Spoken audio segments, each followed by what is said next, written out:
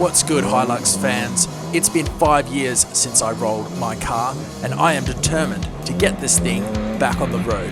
So like, subscribe, and hopefully, in the end, we'll go sideways again together. Just arrived at this Wreckers, and they've got a 1980s Hilux with a V8 in it. It's very hard to get any information about it. It's registered, gearbox issues. What V8 is it? What gearbox is in it? They won't say. Come have a look.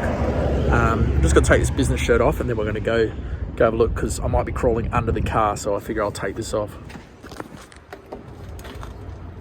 I'm not going to spend a lot of time narrating this video. I didn't spend a lot of time checking this car over thoroughly at a surface glance. There didn't appear to be rust. In fact, the body looked to be in the best condition of any of these 1980 Hiluxes I've looked at. And I could be fooled. It could be a cover-up job. So if you're interested, go out and check it out yourself. But an initial glance was everything looked good. Obviously, I've just checked some of the spots where rust normally accumulates, and well, they fooled me if it is rusty, because I couldn't find it. Before anyone gets too excited about the registered status of this car, it's not currently registered. It was registered.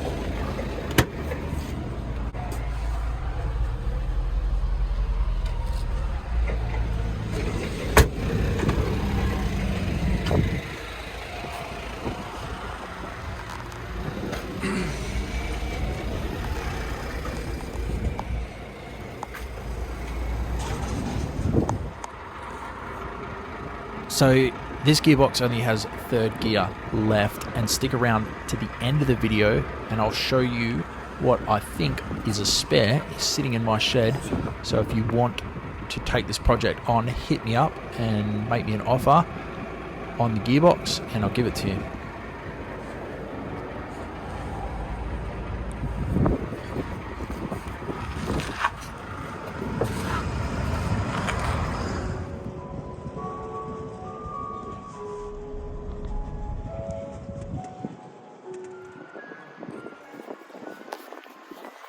So pretty cool, but cracked chassis, that's a bit too much work for me.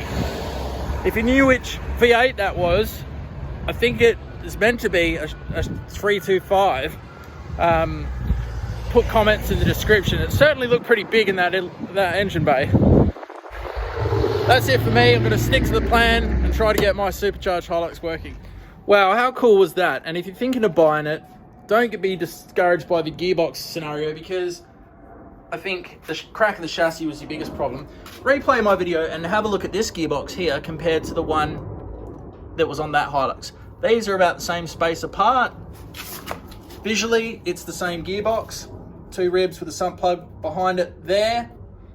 And then the third lip there. Smoothness here with a little bit of winding bit there. So there's probably a more definitive way to check this, but I'm pretty sure that Hilux was running one of these, which is a G52 gearbox, and they're not very strong, but if you drive it sensibly, it might last.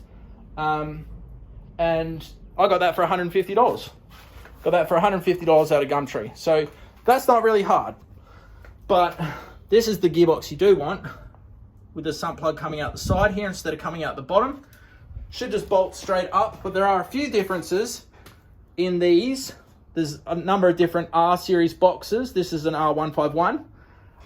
If you want to become an expert on the R series gearbox, watch Cartoon NZ. He does a whole episode on the different R boxes that you can get. But you want an R box because it has the big boy gears in it and would probably hold up to that V8 for a little bit longer. But if you just want to get it running again, just make me an offer on this. Make me an offer on this one.